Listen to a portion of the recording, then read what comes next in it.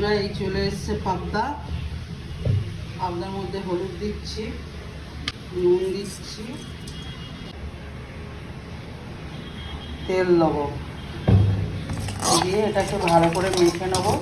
তেলটা দিচ্ছি, পাবদা মাছটা প্রচণ্ড ফোটে। তেলটা পেঁয়াজটা আমি দেবো না ওর মধ্যে, কিন্তু এই যে ধনেপাতা, টমেটো আর এই যে আদা, কাঁচা লঙ্কা বেটে রেখেছিলাম এটাই, আর এই যে বেগুন, আর এর মধ্যে এই যে কাঁচা লঙ্কা কয়েকটা দেবো, তেল দেবো। আমি এবারে একটা একটা করে ছেড়ে দেবো। মাছগুলো আমি একটা একটা করে ছেড়ে দিয়েছি, দিয়ে এবার এগুলো ভালো করে ভেজে তুলে নেবো। তো দেখুন আমার পাবদা মাছ সব ভাজা হয়ে গেছে। এই যে বেগুনগুলো এবারে আমি দেবো, বেগুনগুলো ভেজে আমি তুলে নেবো।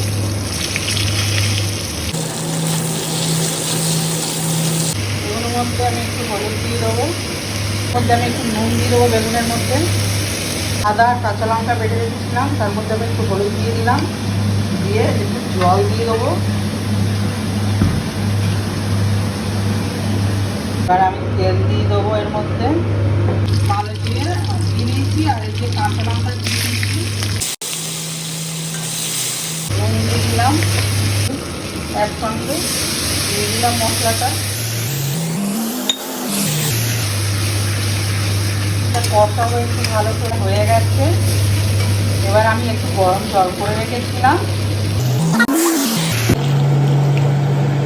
ঝোল ফুটে গেছে। এবার আমি মাছটা, এই যে মাছটা ভেজে রেখেছিলাম ওটা দিয়ে দিচ্ছি, কোনগুলো ভেজে রেখেছিলাম সেগুলো দিয়ে দিচ্ছি।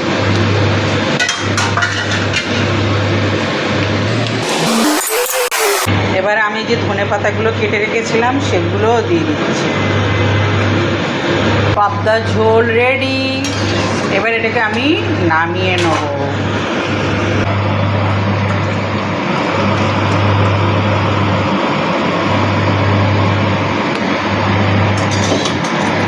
এই যে বন্ধুরা, আমি যে পাবদা মাছ রান্না করেছিলাম, সেই যে পাবদা মাছ, একটা না আমি দুটোই খাবো, কারণ পাবদা মাছটা আমার ভালো লাগে একটু খেতে।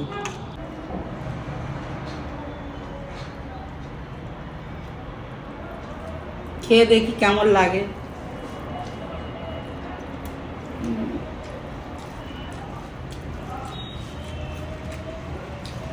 খুব সুন্দর হয়েছে, খুব ভালো।